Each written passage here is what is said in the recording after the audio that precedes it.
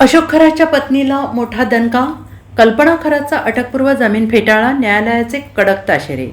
Shirdi police ठाण्यात दाखल झालेल्या फसवणूक आणि बेकायदेशीर सावकारी प्रकरणातील आरोपी कल्पना अशोक खरातला मुंबई उच्च न्यायालयाच्या औरंगाबाद खंडपीठाने मोठा दणका दिलेला आहे. कल्पना खरातने अटकेपासून वाचण्यासाठी न्यायालयात दाखल केलेला अटकपूर्व जामीन अर्ज न्यायालयाने तपासातील गंभीर पुरावे पाहता फेटाळून लावलेला आहे. या प्रकरणात तो आता तिची पोलीस कोठडी चौकशी होण्याचा मार्ग मोकळा झाला आहे. या खटल्यातील फिर्यादीने दिलेल्या तक्रारीनुसार त्यांनी आरोपींकडून 3 कोटी रुपये 2% मासिक व्याजाने कर्ज म्हणून घेतले होते. या कर्जाच्या हमीपोटी आरोपींनी फिर्यादीच्या शेतीचे खरेदी खत कल्पना खराच्या नावाने लिहून घेतले. पुढे फिर्यादीने घेतलेले कर्ज त्यावरील व्याजाची संपूर्ण रक्कम प्रामाणिकपणे परत केली. मात्र पैसे परत मिळवणे आरोपींनी फिर्यादीची जमीन त्याच्या नावे परत करण्यास साफ नकार दिला.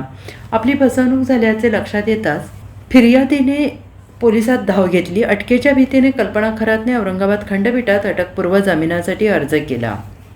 न्यायालयात युक्तिवाद करताना कल्पना खरातने दावा केला की या संपूर्ण आर्थिक व्यवहारात माझा कोणताही थेट सहभाग नव्हता. मी केवळ मुख्य आरोपीची पत्नी असल्याने मला या गुन्ह्यात गोवण्यात आलेला आहे. Bureau report, SBN Marathi, Nashik.